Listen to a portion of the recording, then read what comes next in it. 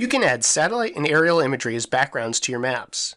Maptitude includes tools for accessing imagery from the internet and supports many image file formats that you can add as layers in a map. Provided that you have an internet connection, the easiest way to add imagery to a map is with the Map Imagery command. Simply choose one of the imagery options available. For example, if I choose Virtual Earth Map, it will add the Virtual Earth imagery as a layer in the map. And as I zoom in, the image will be refreshed at an appropriate resolution for the map scale. By default, image layers are added near the bottom so as not to obscure other map features. I'm going to click the Layers button and move the image so it draws after the landmark areas. And I'm going to click the Style button and make the image semi-opaque so that a little bit of the landmark area layer shows through the image. To remove the image, simply choose Map, Imagery, and choose the image layer again.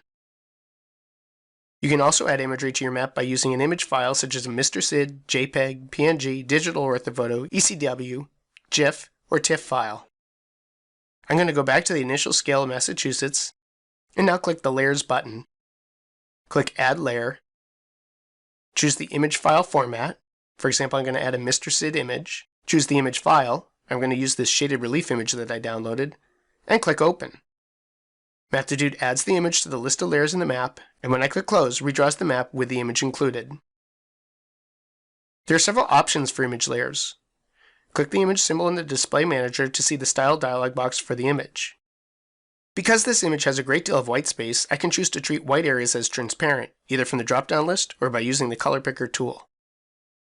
I'm also going to decrease the contrast to 50%, and when I click OK, Maptitude draws the image with the lighter contrast and without all of the white space. And that wraps up this tutorial on using imagery in Maptitude Maps.